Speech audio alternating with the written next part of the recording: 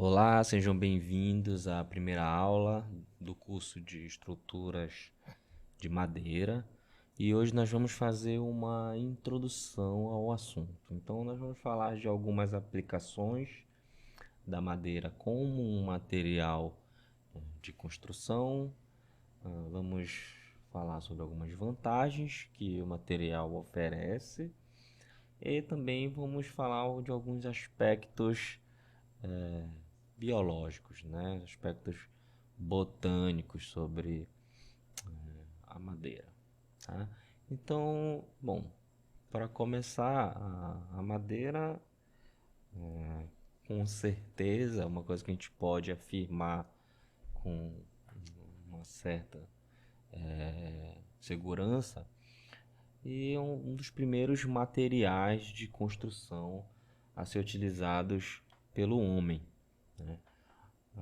Por conta da disponibilidade, da facilidade de acesso, e da facilidade de trabalho com o material, né? Então, as primeiras aplicações, né, como um material de construção ainda rudimentar, provavelmente foram em abrigos, né, como esses representados aqui na imagem, né? Claro que esses são, obviamente, reconstruções, né, do que deveria, do que deve ter sido esses abrigos primitivos feitos com madeira é, coletada, né? Então não tinha ainda o trabalho sobre a madeira. Então é feito com toras, com partes de madeira coletadas na natureza. Tá? Então, muito provavelmente, um dos primeiros materiais utilizados na confecção de abrigos pelos homens, né? Junto com peles e alguns outros materiais rudimentares, né? Bom, mas né, com o tempo, obviamente, o trabalho sobre a madeira foi se aprimorando e nós temos alguns exemplos de edificações construídas em madeira há vários séculos e que ainda existem, né, que ainda permanecem e são um testemunho da durabilidade desse material, né? Por exemplo, esse templo, que acho que se pronuncia Horil Gyakumonde, é um templo que significa, em tradução literal, né, o templo da lei florescente. Fica na província de Nara, aqui do Japão, e foi construído no século VII, tá? Então, na verdade, isso aqui não é um único templo, ele é um complexo, né, de templos. Então, eu tenho várias dessas construções em madeira. E, assim, até essa data de construção, ela é um pouco discutida, tá? Mas sabe-se que não está muito distante aqui, né? Então a gente vê que tem vários séculos de idade, né? E se mantém ainda, né? Claro, gente, quando a gente fala isso, não, é importante entender que, como qualquer outra edificação, né, é óbvio que a gente tem uma rotina de manutenções e tudo mais, tá? E de reformas, mas a gente vê que a estrutura se mantém, né, por tanto tempo. Um outro exemplo é dessa igreja, né, que fica em Hedal, na Noruega, do século XIII. Então, uma igreja também toda em madeira, né, que também ainda existe, né? Já passou por várias reformas e manutenções, mas ela ainda está de pé, tá? Bom, um outro uso e um uso também bastante antigo e que se prolonga até hoje para madeira é na construção de pontes, de passarelas, de travessias, né, de maneira geral. Essa ponte aqui, por exemplo, É uma ponte que fica na China, né? E foi construída durante a dinastia Ming, então é muito, muito antiga. E essa ponte ela ainda também está em, em serviço, né? Ela ainda está ativa. A gente tem vários outros exemplos de pontes. Se vocês procurarem, vocês vão ver várias pontes antigas feitas em madeira.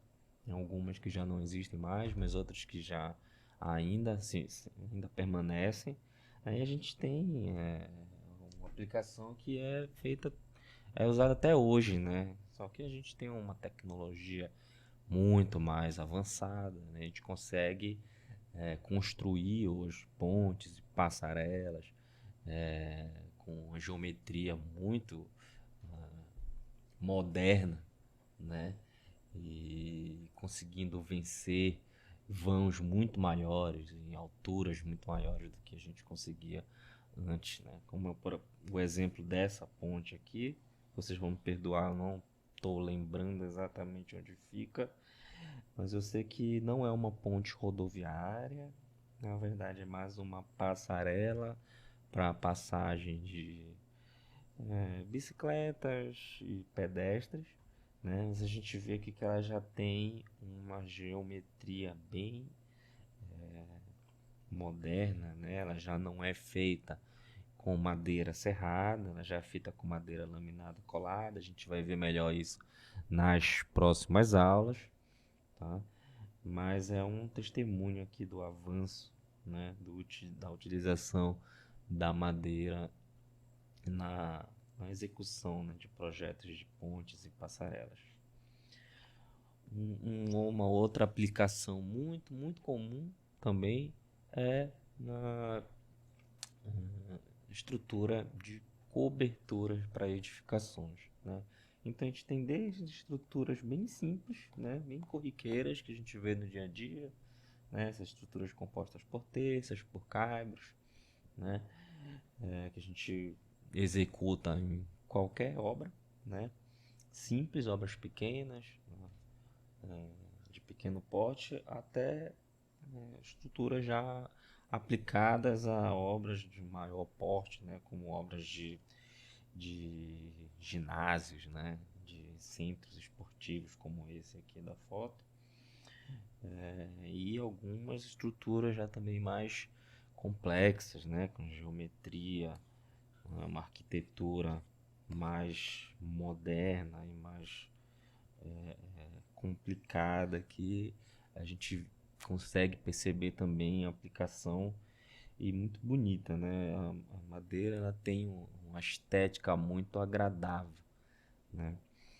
Então é muito utilizada também para a estrutura de coberturas. Na verdade, no Brasil, eu arrisco a dizer que talvez seja uma das maiores aplicações da madeira como material estrutural, tá, gente? Porque a gente tem outras aplicações da madeira na construção civil, mas não como material estrutural, mas como material auxiliar e de instalações, né? Mas como material estrutural, eu arrisco a dizer, nós que não temos muito a cultura, né, da construção em madeira como elemento estrutural principal de uma edificação, eu acho que eu dizer que a aplicação mais comum que a gente tem na madeira é na estrutura de suporte de coberturas, tá?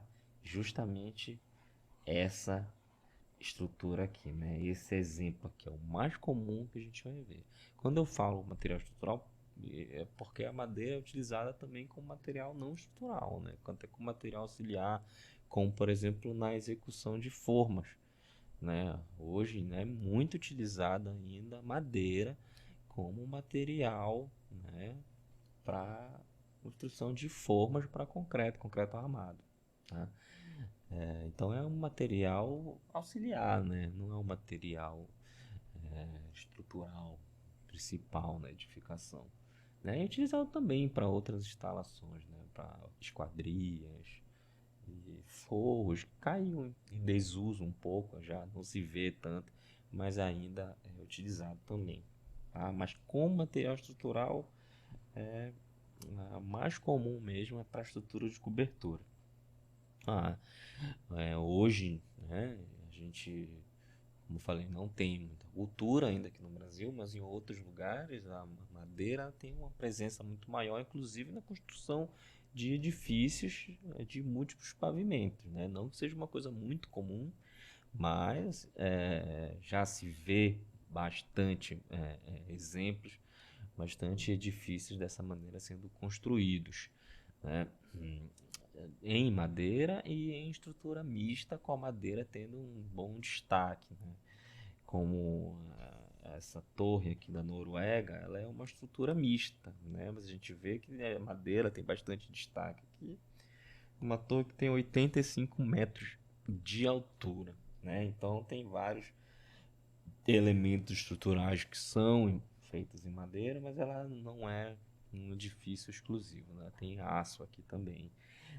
Já nesse caso aqui, nesse edifício comercial na Suíça, é um edifício de 7 andares em madeira, né? Então a gente vê que tem um sistema estrutural bem arrojado aqui, né? A gente vê as ligações aqui, ó, bem moderno mesmo. E é um exemplo assim fantástico de edificação de múltiplos pavimentos já construída em madeira, né? Então, muito interessante. A gente já vê bastante. Se vocês pesquisarem, vocês vão ver vários exemplos de estruturas assim, é, altas, né, sendo construída em madeira, né? Que é uma coisa que a gente acha até um pouco estranho ainda aqui no Brasil, mas porque realmente a gente não tem muito a cultura de construir em madeira. Bom, uma coisa que eu queria, antes da gente entrar aqui nas vantagens, uma reflexão que eu queria colocar ainda sobre essa questão da cultura no Brasil, né? Cultura do brasileiro com a madeira, é que eu acho isso, uma opinião pessoal minha, eu acho isso lamentável, né? Porque nós estamos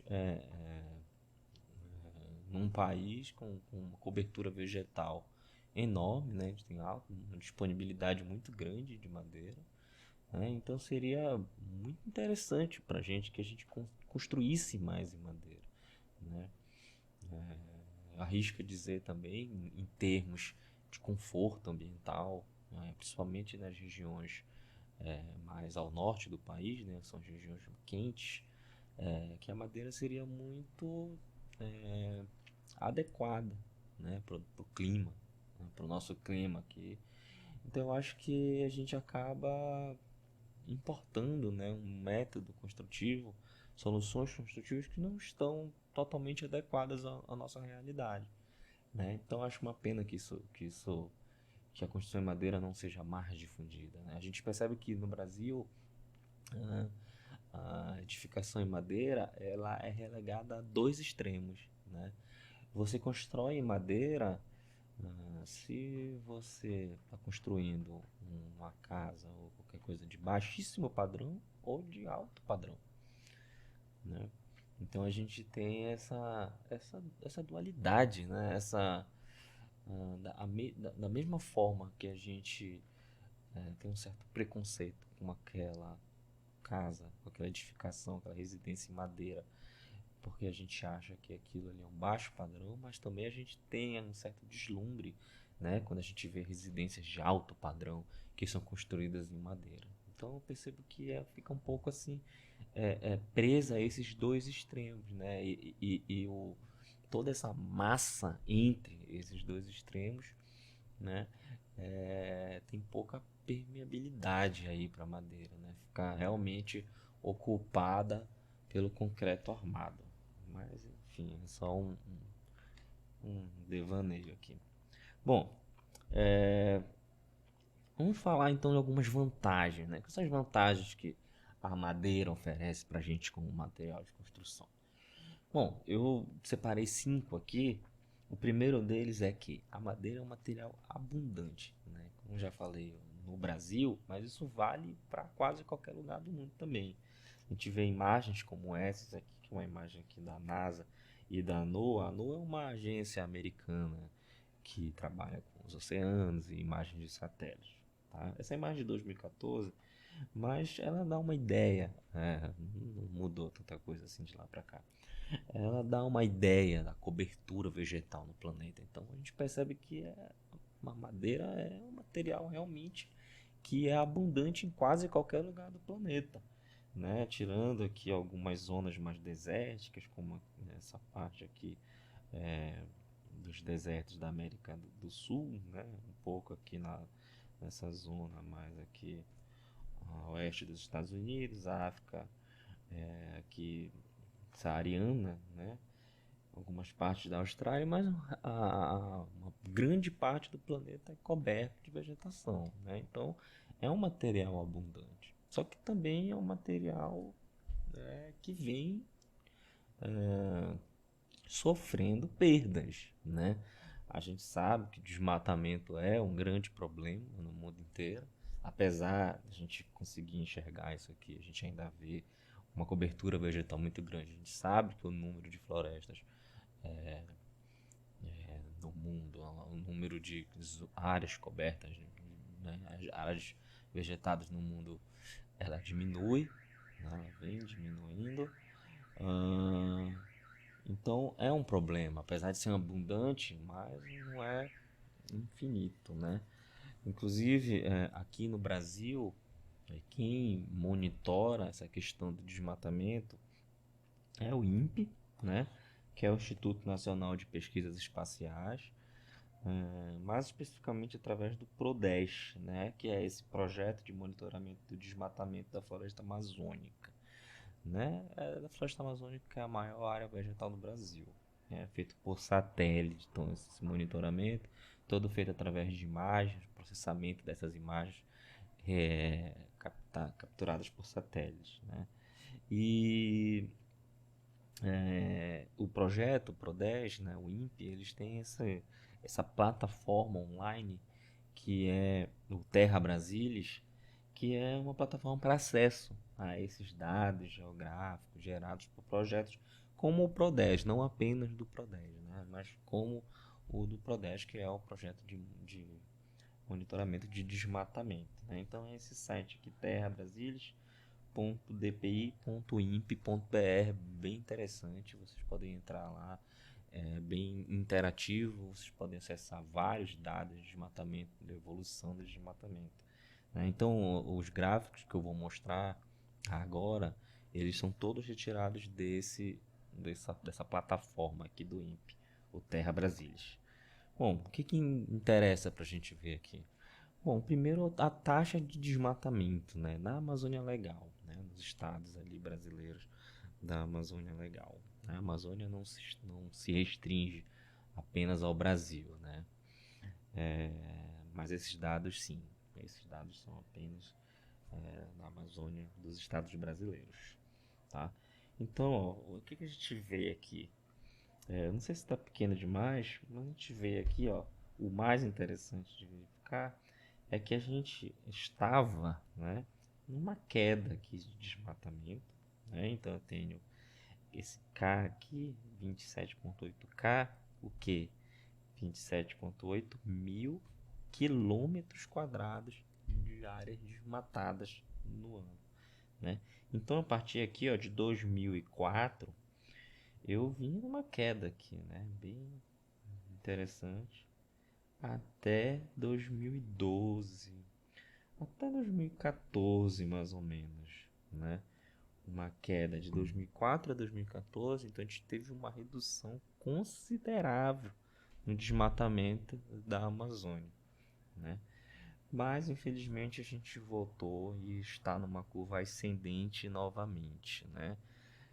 De 2014 até 2020 aqui, né? Atualizado aqui com os últimos dados desse gráfico, a gente percebe que a gente está numa curva ascendente, voltando aqui para o patamar de mais ou menos 2007, né? Então, um retrocesso aí, ó, aqui, deixa eu ver, 11,1, 11,7, em 2007, mais ou menos mesma ordem de grandeza. Então, um retrocesso de vários anos, né, no desmatamento na Amazônia Legal.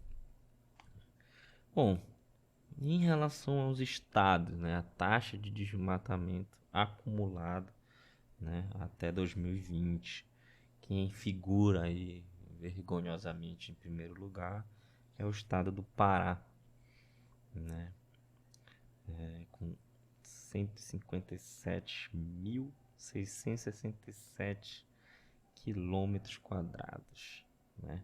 O Amapá figura aqui no nono lugar, certo?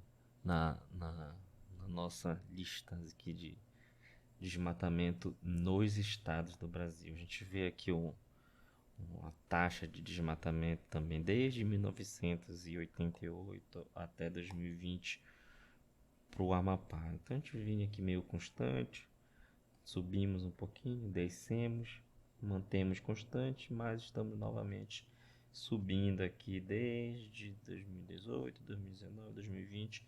Estamos novamente aqui numa curva ascendente, né? Estávamos vindo aqui de um vale, né? Uma zona desde 2012, 2013, 2014,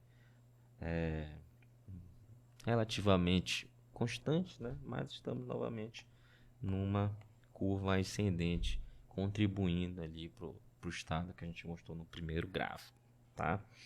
Então, assim, apesar de ser um material abundante, é necessário que haja preocupação e que haja um cuidado com a conservação desse material, né? Não só, obviamente, por questões de utilização na engenharia e tudo mais, mas porque todo mundo sabe a importância que a cobertura vegetal tem para a vida no planeta, né? Então é importante chamar a atenção para isso. Uma outra vantagem é que é um material renovável, né? O que é uma esperança, né? Já que a gente estava falando de desmatamento. Há desmatamento? Há. Mas com políticas eficientes de controle desse desmatamento e de reflorestamento, a gente pode reverter, né, a situação. Por quê? Porque a madeira é um material renovável. A gente consegue reflorestar, consegue replantar e trabalhar com esse material de maneira sustentável, né? Não é um material finito, né? É um material que a gente consegue renovar, né? Basta ter técnica e políticas para isso, né? Bom, e quando a gente fala de material, a madeira como material renovável, uma das primeiras coisas que vem em mente é a madeira reflorestada, né? A madeira que é proveniente de florestas, né, reflorestadas, né? E para isso, para te falar um pouquinho sobre esse assunto, eu vou usar dados do IBA, né, que é um órgão, né, uma instituição da indústria brasileira de árvores, né? Então, o IBA todo ano lança um relatório anual com muitos dados bem interessantes sobre o mercado da madeira no país. Aí, novamente, chamando atenção, madeira de reflorestamento, tá? A gente vai focar nisso aqui. Sobre o mercado, sobre a atuação no PIB, sobre resultados do ano, né? Em relação à produção, à exportação e tudo mais, tá? Então, vocês acham esse relatório aqui no site do IBA, né? iba.org. A gente vai ver alguns dos resultados, dos dados que eles fornecem para a gente aqui nesse relatório. Tem alguns que são bem interessantes para a gente. Bom, primeiro é o quantitativo de área de árvores plantadas no país, né? Então a gente viu aqui, ó, nos nossos últimos dados são de 2019, né? Relatório de 2020, dados de 2019. A gente vê que houve aqui, ó, um crescimento de 2018 para 2019, né? De 8,79 o quê? Milhões de hectares até 9 milhões de hectares, né? Então houve um crescimento de 2018 para 2019 e a gente vê aqui, ó, quem domina, né, essas áreas plantadas é quem? É o eucalipto, né? Então, olha, o eucalipto domina aqui a maior parte dessa área plantada. Em segundo lugar, o pinus e em último lugar ali uma parcelazinha menor, outras, né? Outras árvores. Mas quem é o principal produto aqui de, de árvores plantadas é o eucalipto no país, tá? E a distribuição disso nos estados, né? E principalmente aqui pra gente no Amapá, né? Desses 9, né, que a gente teve em 2019, apenas 0,07 estavam, né, no Amapá e apenas eucalipto, né? Eu não tenho aqui, ó, em alguns estados eu tenho tanto eucalipto quanto pinos, né, ou outros. Aqui no Amapá, né, segundo dados do IBA, eu tenho apenas eucalipto, ou que seja pelo menos considerável, né? Eu posso até ter, mas que seja desprezível, né, segundo dados do IBA. Então 0,07, o que equivale a 70 mil hectares de área de árvores plantadas, né, no Amapá em 2019. Uma participação ainda pequena, né, do estado frente aí à produção total no país. Um aspecto interessante da madeira de florestamento é que ela pode ser certificada, né? Então, o que é a certificação ambiental? A certificação ambiental ela é uma maneira de atestar, né, produtos que possuem um diferencial, né, na cadeia produtiva, que está relacionada aí a práticas ambientais, boas práticas ambientais.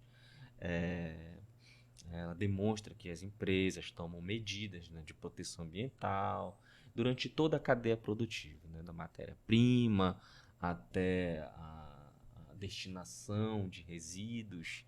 Tá? Então é uma garantia para o consumidor, é um selo de garantia para o consumidor, né, de que aquela empresa trabalha dentro de critérios de boas práticas ambientais durante toda a cadeia produtiva, né, dela.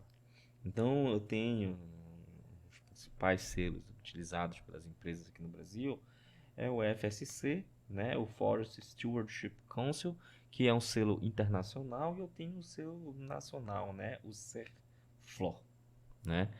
Então, nós temos bastante áreas total e plantada certificada. Por que total e plantada certificada? Porque eu posso ter áreas certificadas, mas que não estão plantadas, tá? E eu tenho as áreas plantadas, tá? Então, de áreas total em milhões de hectares, em 2019 eu tive um aumento, ó, de 23,3% em relação a 2018, então um aumento considerável, né? 7,4 milhões de hectares de área total, tá? Em área plantada, eu tive um aumento maior ainda, 29,4, chegando a 4,4 milhões de hectares. Então, apesar de ser um quantitativo e um avanço bem grande, mas a gente vê que ainda eu tenho, em relação ao total de áreas plantadas, que a gente acabou de ver aqui, ó, 9 milhões de hectares, e eu ainda tenho mais ou menos aqui apenas a metade dessas áreas certificadas, né? Ou pela FSC, ou pela CERFLOR, ou pelos dois, né? Mas é um cenário bem promissor, né? Com essa taxa de crescimento aqui, tem um cenário aí otimista, né? Em termos de certificação de produtos florestais. Falando em produtos, né, que são gerados nessas áreas plantadas, para que a gente utiliza? Né? A madeira tem várias destinações, né? Aqui no Brasil, a grande maioria da madeira plantada ela é destinada para a fabricação de celulose, papel e produtos de papel. Então, quase metade de toda a madeira plantada no Brasil é utilizada nessa aplicação aqui. 36,2% para a produção florestal e 17,3% para a fabricação de produtos de madeira. Mas a principal aplicação mesmo é a fabricação de celulose, papel e produtos de papel, né? E em termos de exportação, né? Qual é o papel do Brasil? Vocês poderiam não saber disso, mas, né, em termos de celulose, que é o nosso produto principal aqui, né, o Brasil é já há um tempo o principal exportador mundial do produto, né? Então nós estamos aí em primeiro lugar, né, desde pelo menos aqui no só o que a gente consegue ver no gráfico 2017, mas acredito que há mais tempo já, né?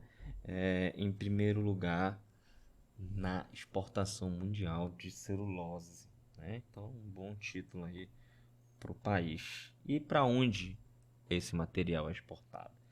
Principalmente aqui, ó, para a Ásia, né? Seguido da Europa, da América do Norte, aqui para a própria América do Sul e um residualzinho aqui de 2% para Europa. Desculpa, para África, tá? Então, num total aqui, ó, de 11,3 bilhões de dólares movimentados, tá?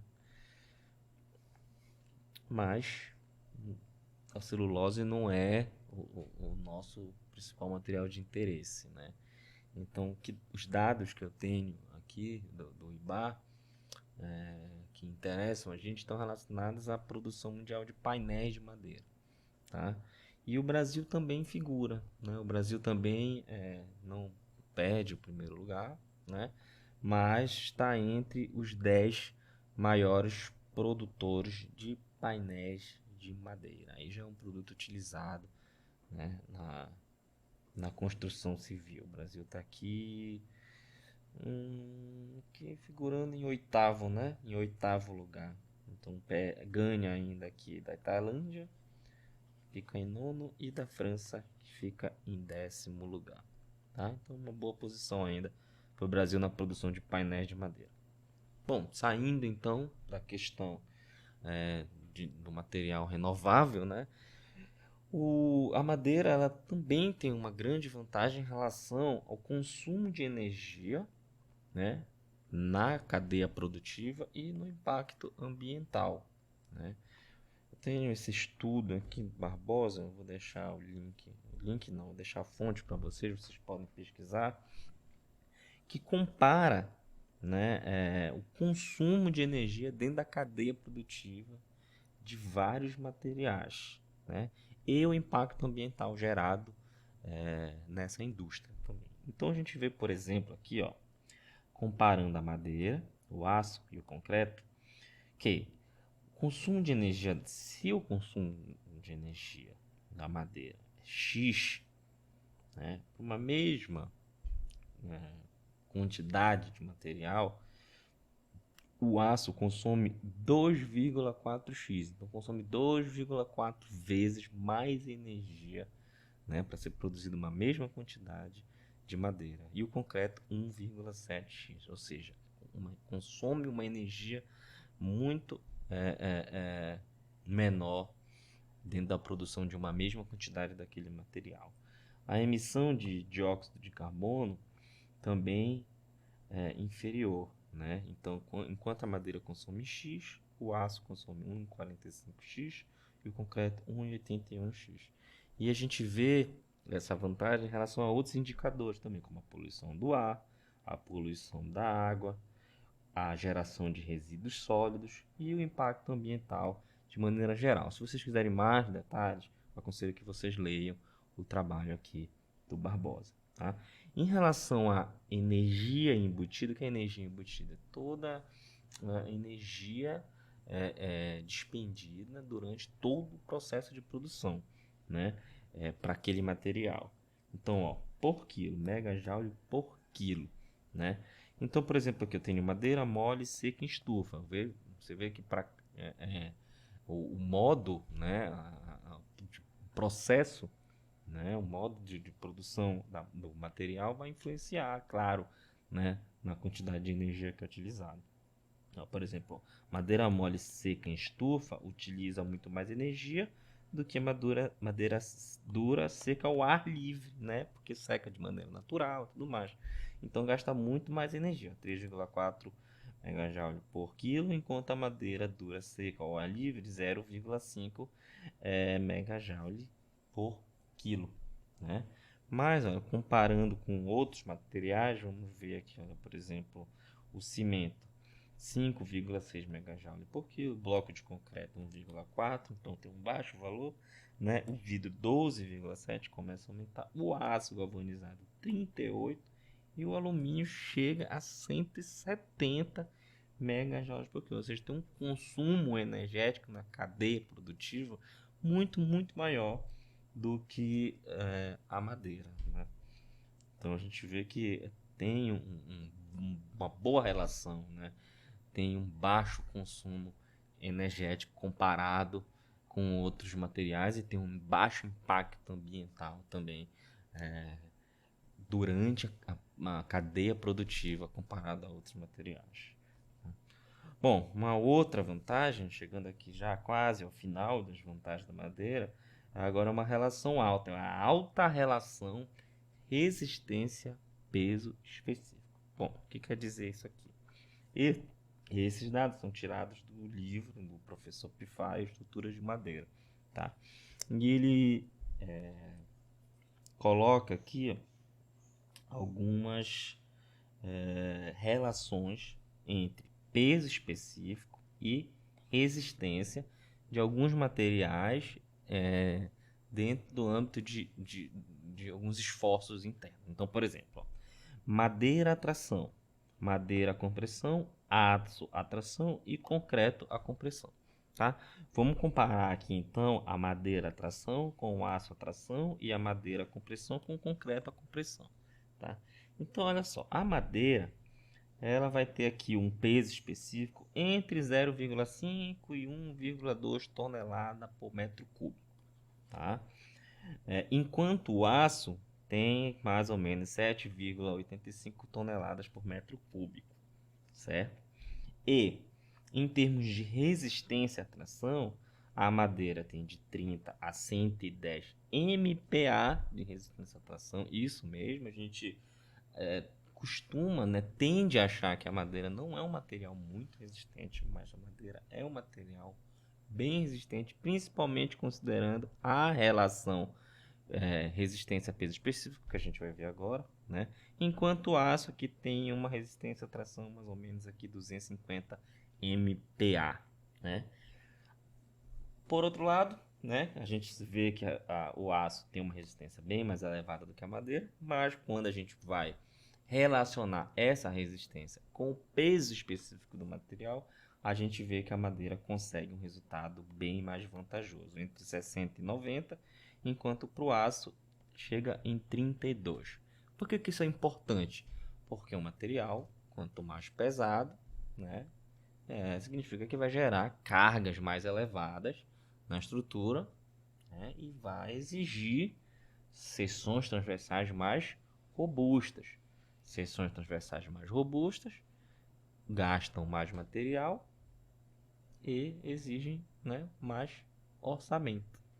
Então, um material leve e resistente é um material ideal. Então, não adianta considerar nem apenas o peso específico, nem apenas a resistência, né? Eu tenho que considerar uma relação resistência a peso específico, tá? Então, um material que tem uma alta relação resistência a peso específico é um material que é leve, porém resistente. E o material que tem baixa relação resistência a peso específico é um material que é pesado e pouco resistente. Então, quanto mais alta a relação, mais vantajoso para a gente é. né? Então a madeira consegue superar o aço aqui, a tração nesse no quesito resistência a peso específico. E na compressão?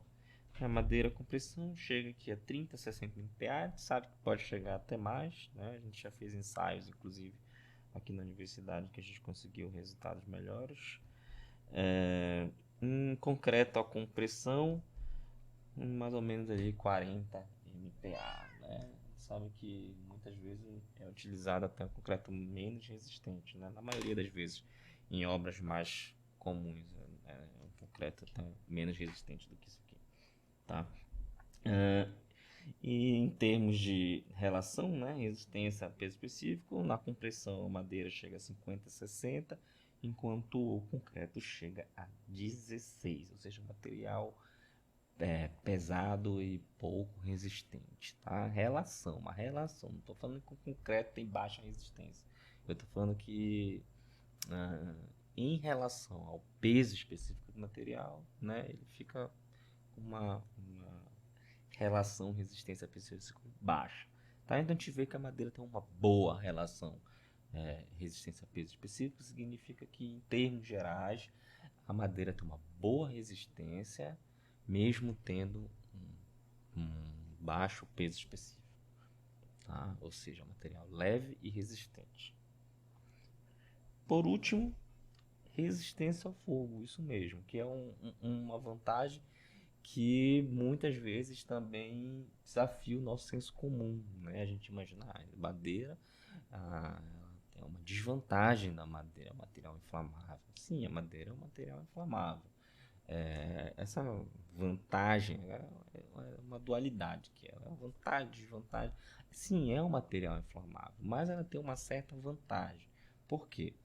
Porque a madeira, eu tenho aqui um exemplo, por exemplo, uma viga de madeira, ela apresenta um comportamento, né, quando exposta ao fogo, em que ela forma uma camada carbonizada externa, né, uma camada superficial de carvão, que ela vai agir como um isolante, né, para as camadas internas, para o núcleo ali na peça de madeira, né? Ela vai impedir a saída rápida de gases, a propagação do calor para o interior da seção. Ela vai servir mesmo como uma camada isolante.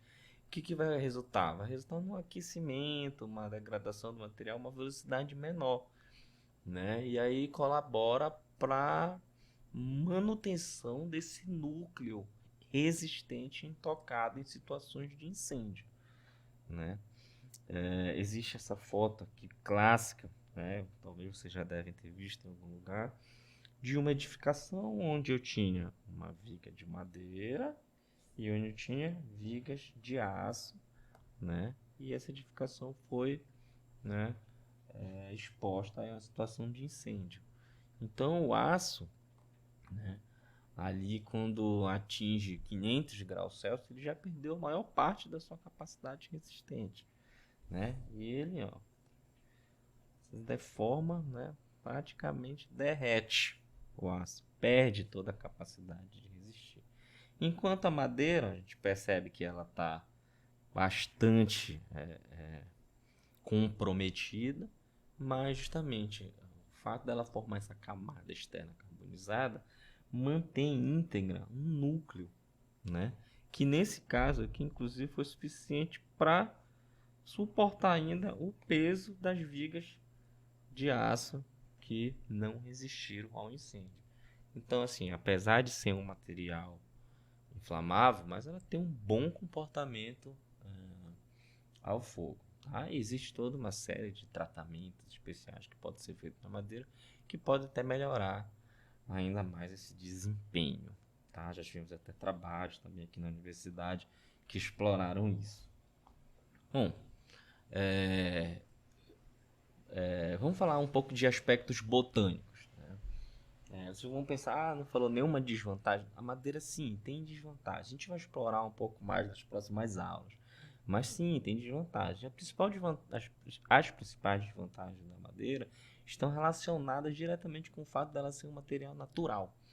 né? Então é um material que está sujeito à decomposição, é um material que está sujeito ao ataque de pragas, está sujeito ao ataque de fungos. Por ser um material, está sujeito à presença de defeitos, né? Mas a gente vai explorar melhor isso nas próximas aulas. A gente vai falar um pouquinho, principalmente sobre defeitos na madeira, né? Então, não são só vantagens, né? Tem suas desvantagens que podem ser contornadas, minimizadas com o uso do tratamento adequado, com o uso correto do material, tá? Mas vamos ver aqui alguns aspectos botânicos da madeira. Então, gente, a gente vai dividir, né, as árvores, né, que a fonte aí da madeira na natureza em duas categorias principais. As gimnospermas, né, que significa o quê? Sementes nuas, ou seja, são aquelas plantas cujas sementes não possuem fruto em volta, envolvendo e protegendo a semente, né? Essa é a função do fruto, envolver e proteger a semente. Então a gente tem aqui alguns exemplos de sementes. Elas são basicamente o que a gente chama de coníferas, né? Elas são apenas 3% das espécies do mundo. Então a grande maioria está dentro lá da outra categoria que a gente vai falar na frente, as angiospermas. Essas árvores elas são caracterizadas normalmente por folhas em forma de agulha, né? Uma folha espetadinha, e sementes agrupadas em formas de cone, né? Como essas aqui, né? E a semente nua, não envolta, né, de um fruto. E são normalmente plantas de crescimento rápido. Eu fiz uma pesquisa e descobri que a gente tem poucas espécies de gimnospermas no Brasil, né, que são brasileiras. E mais surpreendente ainda, pelo menos para mim, é que a maioria delas está localizada na Amazônia. A gente tem um costume também de achar que as coníferas, né, as gimnospermas, elas estão localizadas em regiões mais frias, né, mais temperadas. Então a gente esperaria que encontrar a maioria das gimnospermas no sul, no centro, ali oeste do Brasil, tá? Mas não, né? A maioria das gimnospermas estão na Amazônia, tá? E, claro, na região norte, né? A gente tem uma boa presença aqui, ó, no sul, no sudeste, no centro-oeste, mas a maioria na região norte. Porque apesar disso, né, é um senso comum também a gente achar que as coníferas estão mais presentes nos lugares mais frios e tudo mais. Não é bem assim, né? A gente vê assim. E também é porque a diversidade ambiental presente na Amazônia é muito grande, né? A gente tem gêneros de coníferas que são adaptados a esse tipo de região, né? Então, mais uma vez, desafia um pouco o nosso senso comum, né? E eu consegui uma distribuição por estado também. Descobri que aqui no Amapá a gente tem apenas uma espécie, de acordo com esse levantamento aqui de 2010, né? Não sei se já existe dados, sinceramente, não sei se existem dados mais recentes que atualizem isso aqui, né? Mas a maioria das espécies aqui no Amazonas, né? Na Amazônia, e aqui no Amapá apenas uma espécie, né? Então, novamente aqui, ó, a gente vê que a maioria das coníferas estão realmente na região amazônica, embora até coloquei uma imagem aqui, né? Quando a gente pensa em conífera, a primeira planta que vem na nossa cabeça é a araucária, né? Que é símbolo, né, dos estados ali do sul, que remete ao sul do país, né? Que essa planta tem essa aparência aqui que a gente conhece, né? Bom, além das gimnospermas, a gente tem as angiospermas, né? Angiospermas significa mais ou menos sementes guardadas em bolsas, né? Que são o que a gente conhece, né? É, as árvores que geram sementes envoltas em uma polpa, né? Ou seja, ela está guardada num fruto, né? E dentre as funções dessa polpa é justamente proteger a semente, né? Essas são normalmente árvores mais frondosas, né? Tem as folhas achatadas e mais largas e são árvores de crescimento mais lento. Bom, como as coníferas são apenas 3% das árvores do mundo, então a gente já sabe que essa aqui domina realmente a cobertura vegetal. Então eu tenho aqui, ó, só na Amazônia, aqui a Amazônia já perde o posto de primeiro lugar na variedade de espécies para a Mata Atlântica, que também tem uma biodiversidade enorme, né? Mas na Amazônia nós temos aqui 11.349 espécies, de acordo com Souza, né, de angiospermas, né? O norte aqui tem 12.127 espécies, né? Aqui por região, né? Esse título aqui de primeiro lugar fica com o Sudeste, aqui então, que é justamente onde a gente encontra ali a Mata Atlântica, né? Regiões da Mata Atlântica ali. E no Amapá nós temos várias espécies aqui, 2.198 espécies no Amapá, inclusive, né, incluindo 37 espécies que são endêmicas, ou seja, só ocorrem no estado do Amapá, certo? E é provável que nós tenhamos muito mais, né, já que o Amapá é um dos estados brasileiros mais bem conservados em termos de florestas, né? E é possível que exista muito mais coisa aí que a gente não conhece, né? E dessas espécies aqui, das angiospermas, nas angiospermas vem a maioria das espécies que é utilizada, que são utilizadas na indústria madeireira do Amapá, né? E quais são essas espécies? As principais espécies do Amapá, as utilizadas na indústria madeireira, elas vêm de dois tipos de bioma, a várzea e a terra firme, né? Na várzea, as nossas principais espécies são a anani, a andiroba, o palmo-lata, o macacaúba, pracuúba, tamacaré, pirola e jacareúba, né? E de regiões de terra firme, nós temos o angelim vermelho, o angelim pedra, a maçaranduba, o jatobá, o ipê, o pau amarelo, o acapu e o mandioqueiro. Tá? Então essas são as principais espécies madeireiras no Amapá. Eu vou colocar embaixo para vocês a fonte dessa informação aqui, tá bom? Aí na descrição da aula. Ó, essa aqui é uma foto de um angelim vermelho, né? De 88 metros de altura. Então uma das maiores árvores já registradas, uma das mais altas árvores já registradas. Foi tirada aqui, ó, encontrada na fronteira do Amapá com o Pará em 2019 por uma equipe de pesquisadores, incluindo pesquisadores da Unifap, né? A gente viu, olha, um pesquisador subindo aqui então um colosso, né? Uma árvore colossal mesmo. Bom, para finalizar, vamos falar um pouco da estrutura do tronco da árvore, quais são as regiões aqui de maior interesse para a gente e do processo de crescimento, né, da planta. Então eu tenho aqui a seção transversal típica, né, do tronco de árvore, e vamos destacar aqui 4 regiões principais de interesse para a gente. Se a gente for pesquisar em outras fontes, a gente vai ver várias outras regiões, mas eu julgo que as mais interessantes para a gente são essas 4. A primeira é a casca, né? A casca, ela é a camada mais externa da árvore, né? Ela é formada por uma camada morta, né, com a espessura aí que varia, né, de acordo com a espécie, a idade, é responsável pela proteção da planta, né?